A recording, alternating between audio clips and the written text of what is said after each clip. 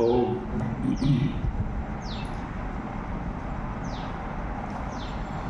आप्यायन्तु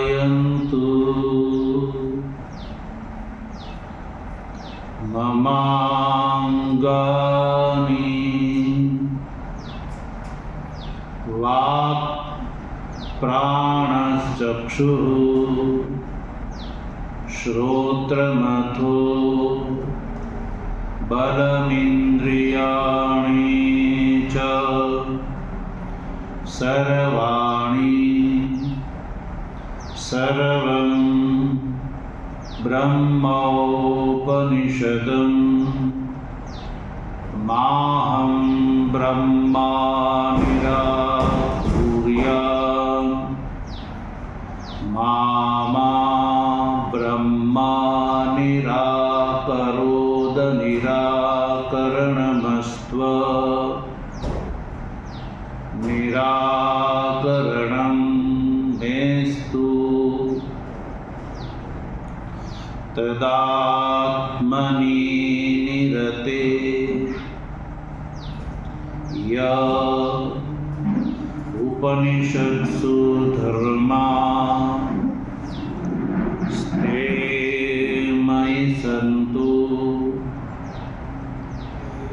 ते मयि सन्तु। ओम शांति शांति शांति। शंकरं शंकराचार्यं केशवं बादरायणं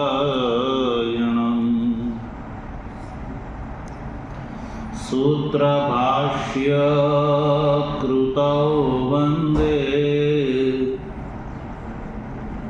भगवन्तौ पुनः पुनः।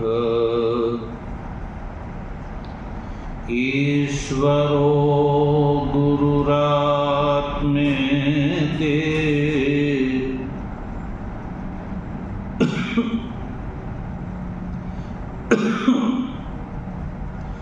मूर्तिभेद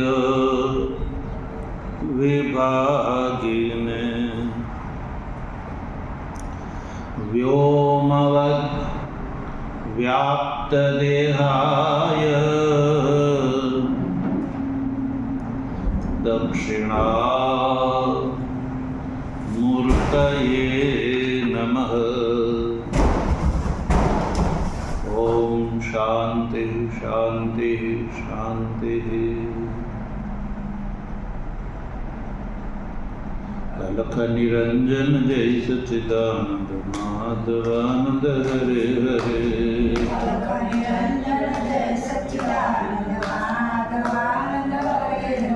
हे अलख निरंजन जय सच्चिदानंद माधवानंद हरे हरे।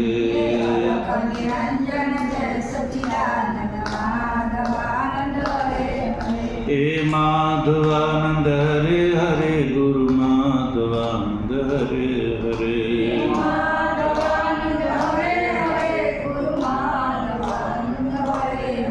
हे माधवानंद हरे हरे गुरु माधवानंद हरे हरे।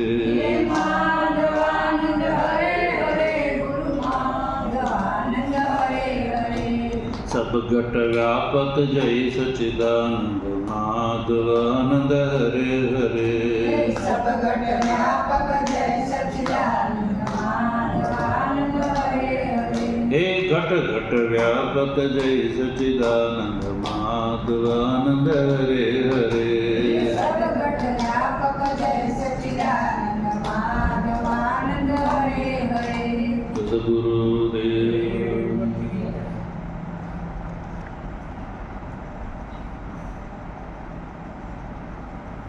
तत्व जिज्ञासु सज्जनों,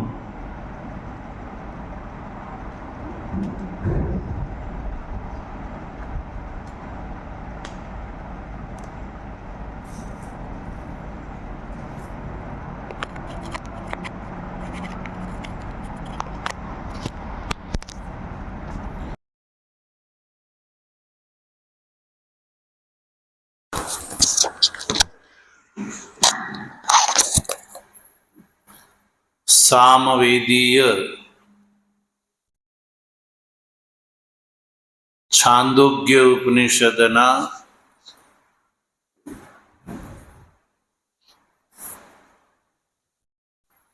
5મા અધ્યાયના 3ય ખંડથી લઈને 10મ ખંડ પર્યંત ગ્રંથમાં ઉપલબ્ધ પંચાગ્નિ વિદ્યાનો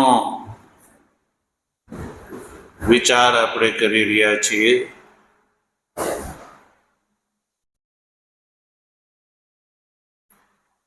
આ પંચાગ્નિ વિદ્યાનું જે પ્રકરણ છે એનું શ્રવણ કરવાથી મનુષ્યના મનમાં, અધિકારી વિશેષ મનુષ્યના મનમાં સંસારના કર્મના ફળ પ્રત્યે વૈરાગ્ય થાય છે. આલોક અને પરલોક પ્રત્યે વૈરાગ્ય થાય છે અને એકમાત્ર પરમાત્મા પ્રત્યે જ પ્રેમ ભાવ ઉત્પન્ન થાય છે અને જાણવાની ઈચ્છા થાય છે.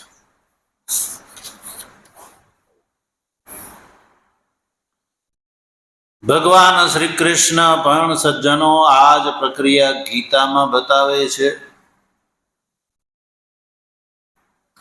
કે જ્યાં સુધી કર્મના ફળ સ્વરૂપે પ્રાપ્ય આ જે સંસાર છે, આલોક પરલોક, એના પ્રત્યે દુઃખ બુદ્ધિ થાય, નાશવંત છે એ બુદ્ધિ થાય, ત્યારે જ મનુષ્ય પરમાત્મા તરફ આગળ વધે છે.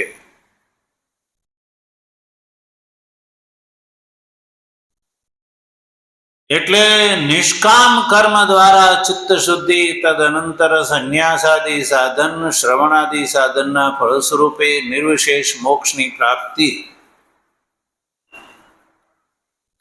પ્રત્યેક જીવ કરી શકે. એ માટે થઈને આ ઉપનિષદનો માર્ગ છે.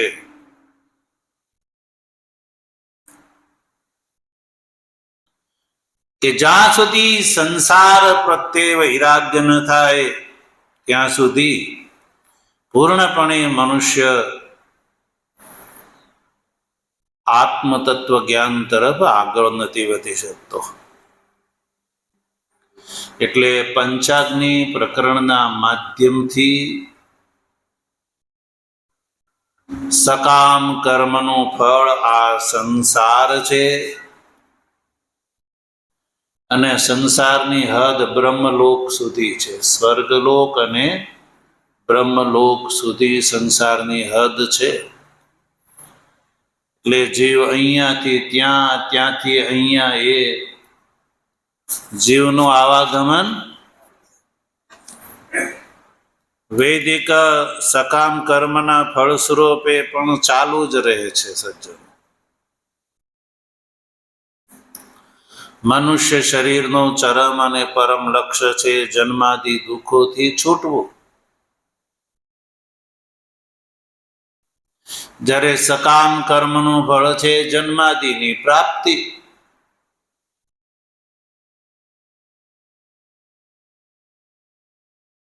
મનુષ્ય શરીર છૂટ્યા પછી લોકાંતર ગમન, ત્યાં કર્મનો ફળનો ભોગ. ભોગ સમાપ્ત થતા અહીંયા જે પંચાગ્નિ ક્રમ બતાવવામાં આવે છે એ ક્રમથી પાછો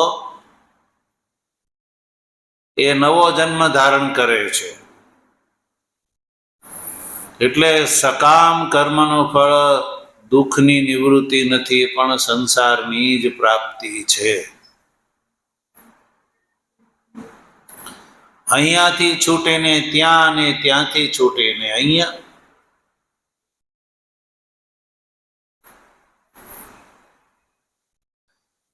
એટલે સંસારના ફળ પ્રત્યે વૈરાગ્ય થાય. એટલે જ આ પંચાગ્નિ વિદ્યાનું પ્રકરણ આ ઉપનિષદોમાં છે, જેથી કરીને જીવને સંસારની ગતિનો બોધ થાય. બ્રહ્માજીથી લઈને સ્તંભ પર્યંતની સંસારની ગતિનું વર્ણન પંચાગ્નિ ઉપાસનાના પ્રકરણના વ્યાજથી કરવામાં આવે છે. એટલે શ્રુતિ આ પ્રકરણના અંતમાં તસ્માત જુગુપ્સેત એવો આદેશ આપે છે મનુષ્યને.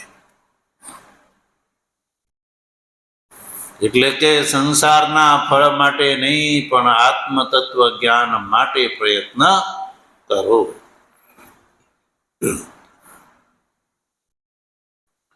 તો સજ્જનો, આ મનુષ્ય લોક આપણે ધારણ કર્યો છે,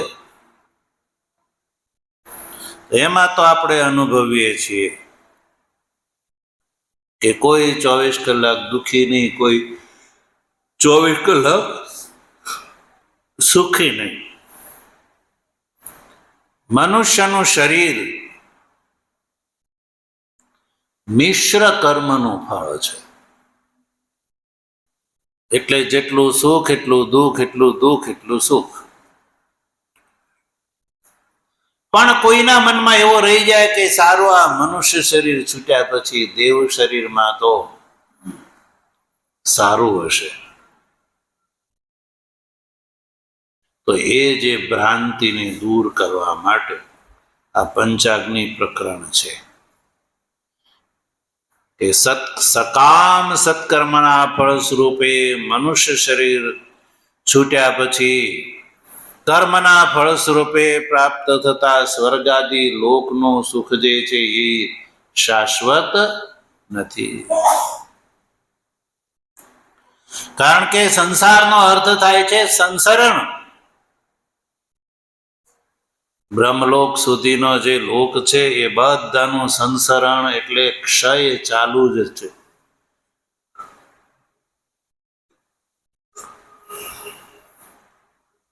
એટલે વૈરાગ્ય થાય, મનુષ્યની ચિત્તવૃત્તિ ત્યાંથી પાછી વળે ને એકમાત્ર અનન્ય ભાવથી આત્મતત્વ જ્ઞાનની પ્રાપ્તિમાં ઠરે. એટલા માટે આ પંચાગ્નિ વિદ્યા પ્રકરણ છે. તો આ જે વાત ભગવતી શ્રુતિ આખ્યાયિકાના માધ્યમથી બતાવે છે. તો આખ્યાયિકામાં આપણે જાણ્યું કે આચાર્ય ગૌતમ પ્રવાહણ જેવલી રાજાની ત્યાં જાય છે. રાજા એનો આદર સ્વાગત સત્કાર કરે છે, વરદાન માંગવાનું કહે છે. આચાર્ય ગૌતમ કહે છે કે યામ એવ કુમારસ્ય અંતે વાચમ અભાષથા તામ એવ બ્રૂહી ઇતિ. આચાર્ય ગૌતમે તે કહ્યું કે જે તમે મારા પુત્રની સામે જે વાણી કહી હતી એ સંબંધમાં જ મને બતાવો. રાજાએ કૃચ્છ થઈને ત્યાં વસવાની આજ્ઞા આપી.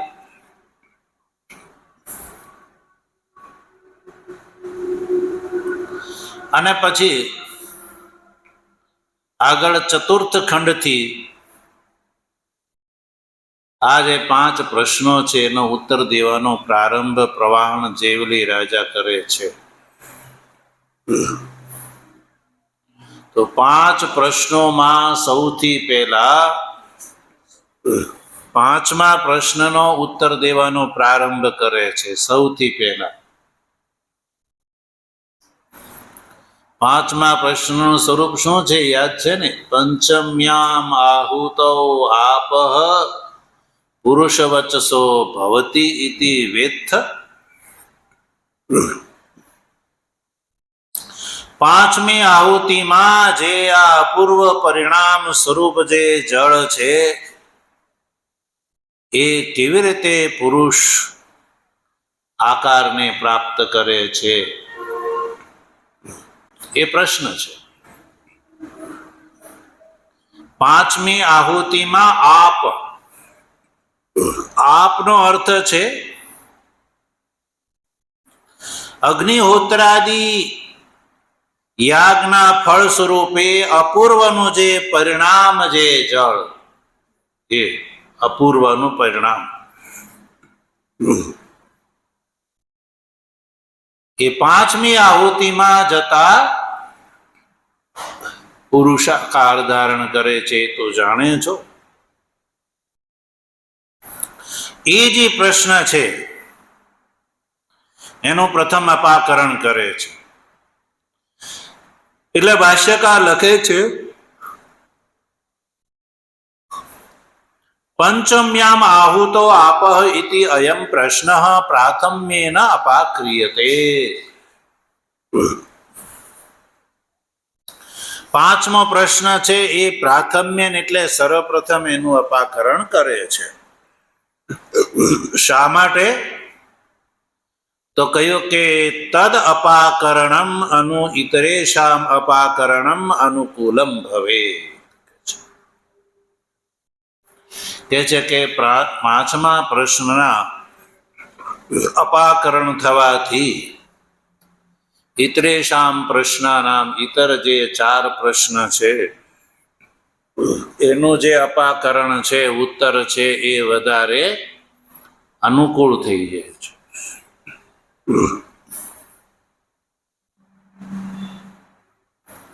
એટલે રાજા સર્વપ્રથમ પાંચમા પ્રશ્નનો ઉત્તર પ્રારંભ કરે છે.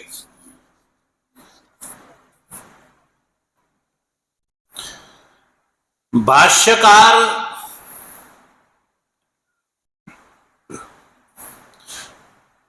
ચતુર્થ ખંડ થી જે રાજા ઉત્તર આપી રહ્યા છે એ પહેલા એક વાત જે છે, એક શંકા છે, એનું નિરાકરણ કરે છે સૌ પહેલા. પછી ઉત્તર ગ્રંથને ઉઠાવશે.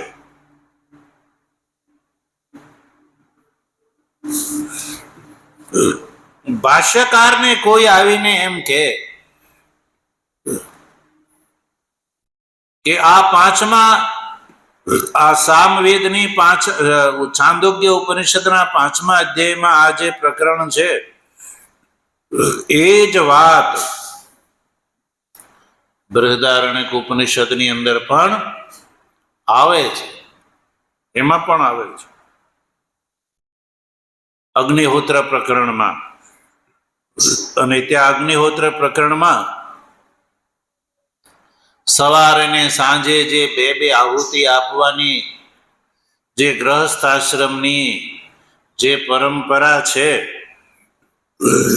તો એ આહુતિનું જે અપૂર્વ જે છે, આહુતિથી ઉત્પન્ન થતું જે અપૂર્વ, એ અપૂર્વનું પરિણામ આ જગત છે એવું બૃહદારણ્યક ઉપનિષદમાં કહ્યું છે. અગ્નિહોત્રની આહુતિથી એક અપૂર્વ ઉત્પન્ન થાય છે જેને અદૃષ્ટ કહેવામાં આવે છે. આપણને પણ ક્યારેક આવો પ્રશ્ન થવો જોઈએ કે મનુષ્ય, આ મનુષ્ય શરીરમાં યજ્ઞ, દાન, વ્રત, જપ, તપ, તીર્થ વગેરે જે સારા કર્મો કરે છે, એ સારા કર્મનું ફળ આ લોકમાં મળે તો એમાં કોઈને વાંધો નથી. પણ એમ કહેવામાં આવે કે આ સત્કર્મનું ફળ બીજા શરીરમાં પ્રાપ્ત થાય છે અથવા બીજા લોકમાં પ્રાપ્ત થાય છે. તો આ શરીર છૂટ્યા પછી જ પ્રાપ્ત થવાનું. આ શરીર છૂટ્યા પછી બીજું શરીર ગ્રહણ કરવું પડે એ કર્મને અનુરૂપ. તો પછી પ્રશ્ન એ ઉભો થાય કે આ જે શરીર છે એ તો અહીંયા ભસ્મીભૂત થઈ ગયું, તો પછી આ જન્મમાં કરેલા કર્મનું ફળ બીજા જન્મમાં કોણ આપતું હશે? આ શરીર તો અહીંયા છૂટી ગયું. તો મીમાંસકો જે વેદ ઉપર બે વિચારધારા ચાલે છે, પૂર્વ મીમાંસા અને ઉત્તર મીમાંસા. તો પૂર્વ મીમાંસકો જે છે સજ્જનો, એ એવું કહે છે કે કર્મ જે છે ને એ સમાપ્ત થઈ જાય છે અને શરીર પણ ભસ્મીભૂત થઈ જાય છે. તો પછી કોણે કર્મ કર્યું ને કોણે કોનું ફળ દેવાનું એ નક્કી કોણ કરે? તો કહ્યું કે મનુષ્ય જે પુણ્ય કર્મ કરે છે ને એ સમાપ્ત થઈ ગયા પછી એમાંથી એક અપૂર્વ ઉત્પન્ન થાય છે. અપૂર્વ. અને એ અપૂર્વ એ યજમાનના અંતકરણની અંદર પ્રવિષ્ટ થઈ જાય છે. અને આ મનુષ્ય શરીર છૂટ્યા પછી એ અપૂર્વ જે છે એ અપૂર્વના પરિણામ સ્વરૂપે આ જીવાત્માને બીજું સ્વર્ગીય દેવ શરીર પ્રાપ્ત થાય છે. અને એ જ જીવાત્મા ત્યાં આ મનુષ્ય શરીરમાં કરેલા કર્મનું ફળ, પુણ્ય કર્મનું ફળ સ્વર્ગમાં ભોગવે છે.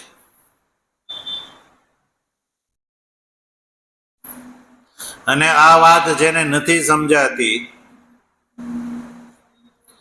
એવા તર્કબાજો છે એ આજે પણ એવા પ્રશ્ન કરે છે કે મનુષ્ય સારા કર્મ કરે છે તો શરીર તો અહીંયા છૂટી જાય છે, પછી આ જન્મમાં કરેલા કર્મનું ફળ પરલોકમાં મળે છે એ કેમ ખબર પડે? મળતું હશે કે નહીં મળતું હોય, એવો પ્રશ્ન લોકો ઉભો કરતા હોય છે.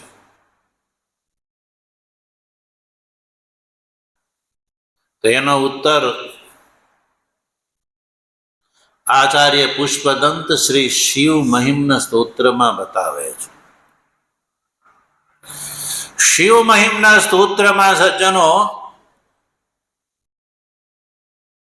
એક શ્લોક છે જે પુષ્પદંત છે ભગવાન શંકરને ઉદ્દેશીને કહે છે કે ક્રતૌ સુપ્તે જાગ્રત ત્વમસી ફલ યોગે ક્રતુમતામ ક્વ કર્મ પ્રધ્વસ્તમ ફલતિ પુરુષારાધનમૃતે. કે છે કે હે ભગવાન, ક્રતૌ સુપ્તે કરેલું કર્મ જે છે તો અહીંયા સમાપ્ત થઈ જાય. તો જેણે એ કર્મ કર્યું છે એ કર્તાને બીજા લોકમાં એનું ફળ કોણ આપે છે? મનુષ્ય આ શરીરમાં પરલોકમાં જે ફળ મળે એવા કર્મ કોના વિશ્વાસે કરે છે? તો કહ્યું કે તમારા વિશ્વાસે કરે છે. કારણ કે ક્રતુ એટલે યજ્ઞ કર્મ સમાપ્ત થઈ ગયા હતા. તમસી જાગ્રત, તમે જાગ્રત છો, જાગો છો, જોવા વાળા છો, સાક્ષી છો. અને સાક્ષી છો ને એટલે કરવા વાળાને પરલોકમાં એના કર્મના ફળની સાથે તમે જોડી આપો છો.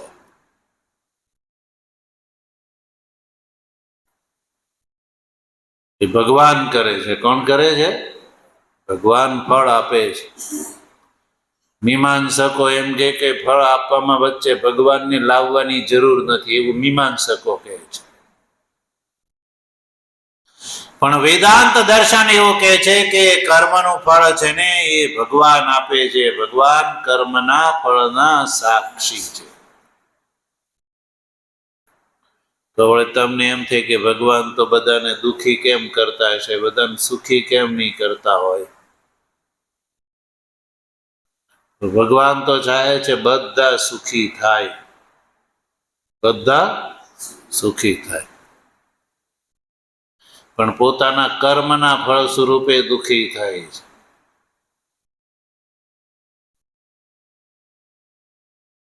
ઉનાળાનો સમય હોય ને કેસર કેરી હોય આવતી હોય, તો એ કેસર કેરી ડાયાબિટીસ જેને ન હોય એને અમૃત સમાન છે. ડાયાબિટીસ હોય એને માટે એ કહેવાય, બોલો, વિષ સમાન કહેવાય કે નહીં? તો પદાર્થમાં કઈ ફેર પડી જાય છે? પણ જેને ડાયાબિટીસ ન હોય એના માટે અમૃત છે. પણ ડાયાબિટીસ હોય તો એ ખાઈ શકતો નથી. તો સજ્જનો, કેરી રૂપી ફળ તો ભગવાને ઉત્પન્ન કર્યું, મનુષ્ય સુખપૂર્વક એનો ભોગ કરે. તો એવું ખરું કે ભગવાને કે વ્યક્તિ વિશેષ માટે નથી બનાવ્યું એવું કહી શકાય નહીં. ભગવાને બનાવેલું જે જગત છે ને તો પ્રત્યેક મનુષ્યના માટે છે. ભગવાનને કોઈ વારો તારો હોઈ શકે, પણ એ ફળ ભોગવવા માટે નિમિત્તક જે કર્મ છે એ કર્મ ને અનુસાર મનુષ્ય ફળ ભોગવે છે. નહીં તો પાપી ને પુણ્યશાળી માટે બધા માટે હરખું કરી દે તો કોઈ પુણ્ય કરે? બધા પાપ જ કરે ને. પાપનું ફળ દુઃખ ને પુણ્યનું ફળ સુખ છે એ નક્કી વાત છે. એમાં ભગવાન કાંઈ અન્યથા કરતા. ભગવાન તો કર્મનું ફળ ભોગવવામાં સામાન્ય કારણ છે, વિશેષ કારણ તો કર્મ છે. સુખ દુઃખાદી ફળના ભોગમાં જો ઘણા લોકો એવું કહેતા હોય ભગવાન જ બધું કરતા હોય તો ભગવાન એકને દુઃખી ને સુખી કેમ કરતા હશે એમ કે. તો એ વાત ધ્યાન રાખો કે ભગવાન એ સુખ દુઃખમાં સામાન્ય કારણ છે અને કર્મ જે છે એ વિશેષ કારણ છે. શું છે? વિશેષ એટલે વ્યક્તિગત કારણ છે. સામાન્ય એટલે બધામાં એક સરખું કારણ છે. એક દ્રષ્ટાંત આવે છે સજ્જનો કે એક ખેતરમાં ભિન્ન ભિન્ન પ્રકૃતિના ઝાડવા રોપેલા હોય. દાખલા તરીકે આંબો, પછી 10 ફૂટ પછી લીમડો, પછી 10 ફૂટ પછી આંબલી, એમ વિરુદ્ધ પ્રકૃતિના ઝાડવા 10-10 ફૂટના અંતરે રોપેલા હોય. પછી આગળ જતા શેરડી રોપેલી હોય, પછી મરચી રોપેલી હોય. પણ હવે આ બધા ઝાડ વનસ્પતિને એક એવું વસ્તુ જોઈએ જે બધાને જોઈએ. એ શું છે? પાણી. તો કૂવામાંથી જે પાણી નીકળે છે એ બધાની અંદર જાય છે. એ સામાન્ય કારણ છે. જળ છે એ સામાન્ય કારણ છે. સામાન્ય એટલે બધાની અંદર એક સરખું, કે જેની વગર કોઈ પાક થાય નહીં. તો કૂવામાંથી મોટર દ્વારા નીકળતો પાણી જે છે એ ખાટું નહીં, ખારું નહીં, તીખું નહીં, ગળ્યું નહીં, એ નોર્મલ પાણી છે. પણ જ્યારે એ નાળી દ્વારા આગળ વધે તો લીમડાનું ઝાડ એ જળને પીવે તો એ જળ કેવું થઈ જાય? એમાં જઈને કડવું થઈ જાય. આંબલીના ઝાડને એ જ પીવે છે. આંબલીનું ઝાડ પણ એ જ પાણી પીવે છે. પણ આંબલીના ઝાડમાં જઈને એ પાણી કેવું થઈ જાય છે? ખાટું થઈ જાય છે. અને કેસર કેરીનો આંબો રોપેલો હોય તો એમાં એ પાણી જાય છે તો કેસર કેરીમાં આંબામાં જઈને એ મીઠું થઈ જાય છે. શેરડીના ક્યારામાં એ જ આગળ જઈને પાણી જાય તો ત્યાં ગળું થઈ જાય છે. મરચીના ક્યારામાં જાય તો એ જ પાણી વગર મરચી થાય નહીં, એટલે ત્યાં જઈને એ તીખું થઈ જાય છે. તો કૂવામાંથી નીકળેલું પાણીમાં કોઈ એવો ગળ્યો ખાટો તીખો ટેસ્ટ છે નહીં. એ તો સામાન્ય છે. ખાટું ખારું તીખું કડવું થવું ને એ ઝાડના વ્યક્તિગત ધર્મો છે, એટલે એવું થાય છે. સજ્જનો, એવી રીતે ભગવાન છે ને એ કર્મનું ફળ ભોગવવામાં સામાન્ય કારણ છે કે જે બધાને માટે છે. પણ એક વ્યક્તિ સુખી થાય છે, એક વ્યક્તિ દુઃખી થાય છે, તો એ જે સુખ દુઃખનું કારણ છે એ એનું વ્યક્તિગત કર્મ કારણ છે. ભગવાન પોતાની ઈચ્છાથી એવું નથી કરતા કે પાપી હોય તો એને સુખનો ભોગ કરાવે ને પુણ્યશાળી હોય તો એને દુઃખ ભોગ કરાવડાવે, એવું થતું નહીં. તો સજ્જનો કોઈ ભગવાનની પૂજા જ ન કરે. ભગવાનની અંદર વારો તારો અને રાગ દ્વેષ હોય તો એ ભગવાન પૂજા યોગ્ય થાય? કરે કોઈ એની પૂજા કરે નહીં. તો ભગવાન તો સત ચિત્ત ને આનંદ રૂપથી સર્વત્ર વિદ્યમાન છે. એની સત્તાથી આ સંસાર ચાલે છે. એટલે ભગવાન સામાન્ય કારણ છે અને જીવના પોતાના કર્મો જે છે એ વિશિષ્ટ કારણ છે. સુખ દુઃખાદિનું કારણ પોતાના વિશિષ્ટ કર્મો છે. એ કર્મ પણ પ્રમાણે ફળ એ ભગવાન પ્રદાન કરવા વાળા છે. એટલે ભગવાન ઉપર, હે ભગવાન, તમારા ઉપર વિશ્વાસ રાખી અને આ મનુષ્ય જે છે એ સારા કર્મો કરે છે. એટલે પુષ્પદંતાચાર્યએ કહ્યું કે ક્રતૌ સુપ્તે જાગ્રત તમસી ફલ યોગે ક્રતુમતામ ક્વકર્મ પ્રધ્વસ્તમ ફલતિ પુરુષારાધનમૃતે. કહ્યું કે કર્મ તો સમાપ્ત થઈ જાય છે ભગવાન, પણ તમે જાગો છો એટલે તમારી આરાધના વગર ફળનો ભોગ સંભવ નથી. એટલે કર્મનું ફળ દેવા વાળા પરમાત્મા છે, પણ એ સામાન્ય કારણ છે. વચ્ચે શુભાશુભ કર્મ છે, સુખ દુઃખનું કારણ બને છે. એટલે આ જે સંસાર છે એ સંસારનું સ્વરૂપ પણ એવું છે કે મનુષ્ય ને માટે શાસ્ત્ર બતાવે છે કે મનુષ્ય પોતાના જીવનને એક ક્ષણ પણ નિષિદ્ધ કર્મમાં વિતાવવી જોઈએ નહીં. એટલે મનુષ્યના જીવનની અંદર નિષિદ્ધ કર્મ ન થાય એટલા માટે મનુષ્ય જીવનની પ્રત્યેક ક્ષણને ધર્મમય બનાવવા માટે આપણા વેદોની આજ્ઞા છે. એટલે સતત ધર્મનું પાલન. બીજા ધર્મ મજહબોની જેમ એવું નહીં કે જીવન જીવતા જીવતા એક દિવસે યા 1% ઈશ્વરની આરાધના, એવું નથી. આપણે ત્યાં તો જો થઈ શકે તો આ સુપ્તમ આ મૃતે કાલમ નયેત વેદાંત ચિંતયા, કે મનુષ્ય ઉઠતાથી લઈને સૂતા સુધી અને જન્મથી લઈને મૃત્યુ પર્યંત જે છે એ ચિત્ત પરમાત્મામાં જ રાખવું જોઈએ. તો એ વિશિષ્ટ જ્ઞાનનો અધિકારી થઈ જાય છે.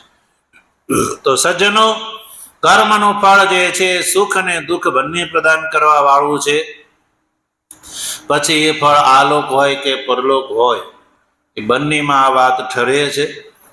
એટલે જેને આ વાત સમજાઈ જાય છે કે સકામ કર્મના ફળ સ્વરૂપે સંસારનો જ લાભ થાય છે અને સંસારનો લાભ છે એ નાશવંત છે, એટલે સંસારના લાભ પ્રત્યે સજ્જનો વૈરાગ્ય થાય અને પરમાત્માનો લાભ લેવાની દ્રઢતર ઈચ્છા મનુષ્યના મનની અંદર જાગે, એટલા માટે આ પ્રકરણ છે સજ્જનો. એટલે ભાષ્યકારે સૌ પ્રથમ લખ્યું કે 5મા પ્રશ્નનો ઉત્તર સૌ પ્રથમ આપે છે કે એના અપાકરણથી બીજા જે પ્રશ્નો છે એ સરળતાથી એ સમજાઈ જાય છે. તો ભગવાન ભાષ્યકાર એક શંકા જેમ કહ્યું એમ એ દૂર કરે છે કે વાજસનેય બૃહદારણ્યક ઉપનિષદની અંદર પણ આ પ્રકરણ આવ્યું અને આ ઉપનિષદમાં પણ આવ્યું, તો શું બંનેનો ઉદ્દેશ અને અર્થ એક સરખો છે? જો ઉદ્દેશ અને અર્થ એક સરખો હોય તો એકની એક વાત 2 વાર કરવાથી પિષ્ટ પેષણ દોષ આવે. તો એકની એક વાત જે છે એ 2 વાર કરવામાં આવે તો પછી એ અનુવાદ ગણાય છે, એની અંદર પ્રામાણ્ય રહેતું નથી. તો ભાષ્યકાર સ્પષ્ટીકરણ કરતા કહે છે કે બૃહદારણ્યક ઉપનિષદની અંદર પણ આ પ્રકરણ આવે છે અને છાંદોગ્ય ઉપનિષદની અંદર આ પ્રકરણ આવે છે, એ વાત બિલકુલ યથાર્થ છે. પણ તત્ર યાની વાજસની એક ઉપનિષદમાં અગ્નિહોત્ર આહુત્યો કાર્યારંભ માત્ર એવમ પ્રકારમ ભવતી ઇતિ ઉક્તમ. બેમાં ફરક છે, બે પ્રકરણમાં ફેર છે. એક સરખો પ્રકરણનો ઉદ્દેશ અને અર્થ નથી. એક સરખો અર્થ અને ઉદ્દેશ હોય ને તો એ પિષ્ટ પેષણ ને પુનરાવૃત્તિ દોષ કહેવાય.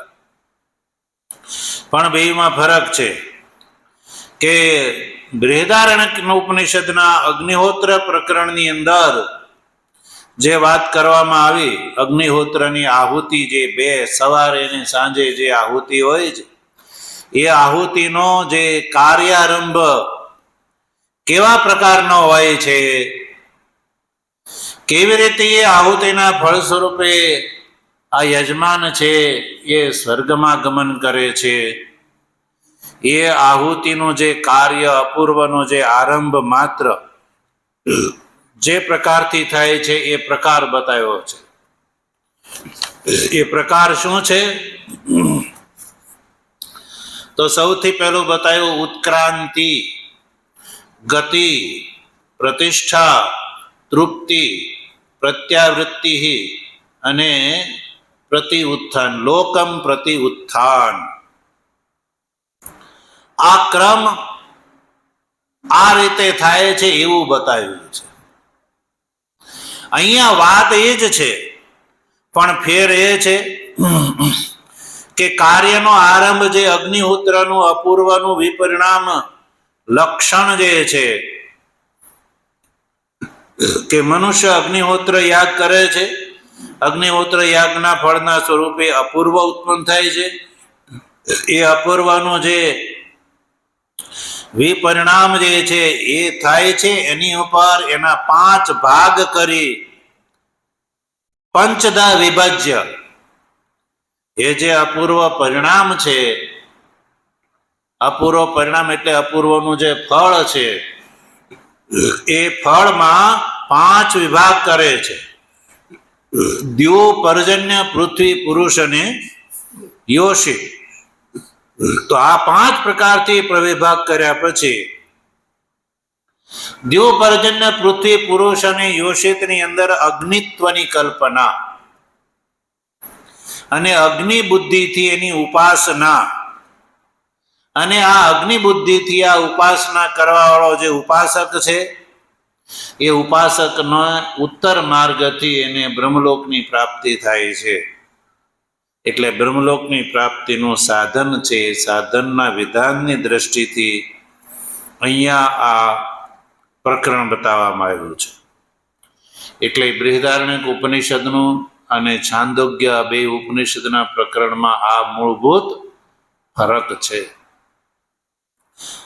ત્યાં કેવલ કાર્યના આરંભ માત્રનો પ્રકાર બતાવ્યો અને અહીંયા એ કાર્યના આરંભ માત્રના પ્રકારની 5 વિભાગ કરી અને એમાં અગ્નિ બુદ્ધિ કરી અને ઉપાસના બતાવી છે.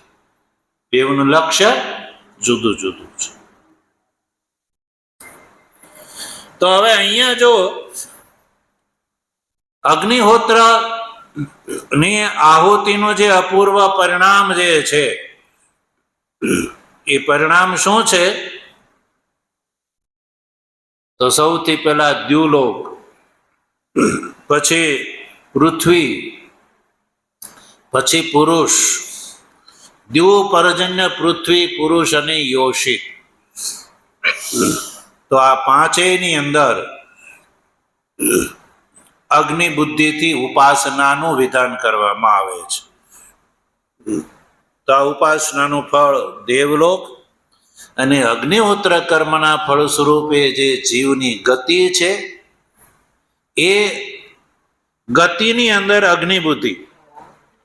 તો અગ્નિ બુદ્ધિના માધ્યમથી, ઉપાસનાના માધ્યમથી જીવની ગતિનું પણ વર્ણન વૈરાગ્ય માટે આ પ્રકરણની અંદર કરવામાં આવે છે.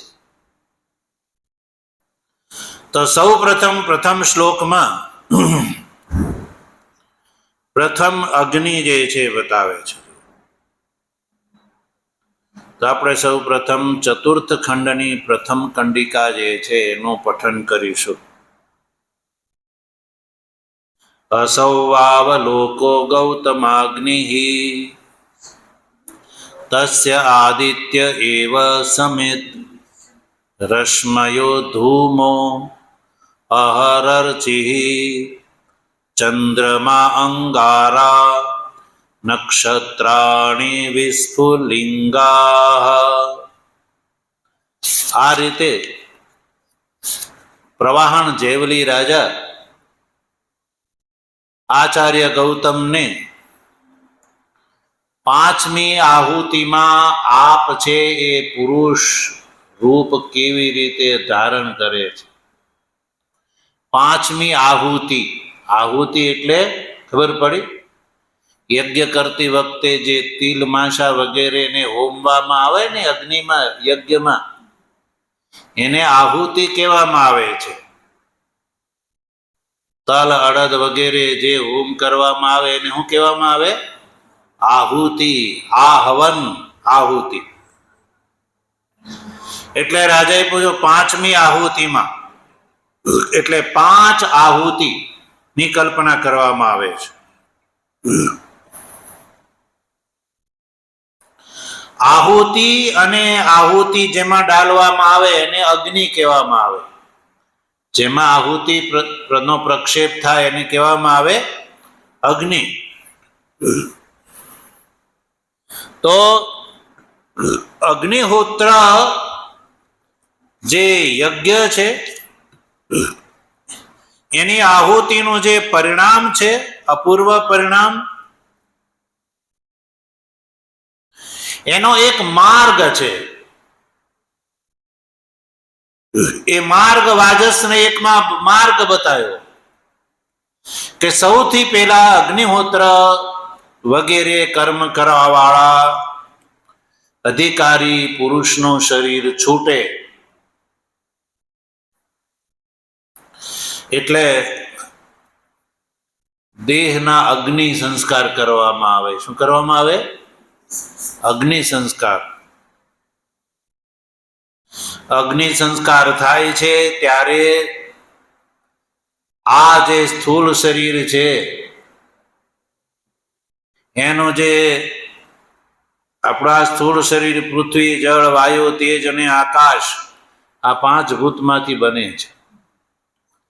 એટલે 5 ભૂતોનું જે સૂક્ષ્મ બીજ છે એ અગ્નિ સંસ્કાર થયા પછી છૂટું પડે છે અને એ ભૂત સૂક્ષ્મને ગ્રહણ કરીને જીવાત્મા કર્મનું ફળ ભોગવવા માટે આગળ વધે છે. એટલે આગળના શરીરનો જે ભૂત સૂક્ષ્મ એટલે બીજ એ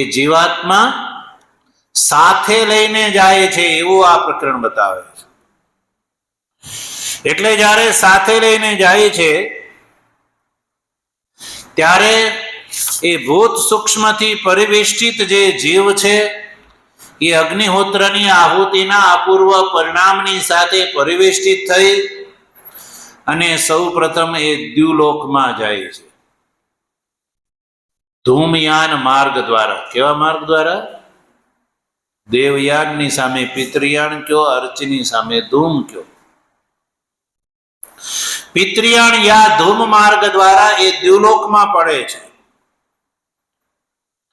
દ્યુલોકમાં કર્મનો ફળ ભોગવ્યા પછી એ પર્જન્ય લોકમાં આવે છે.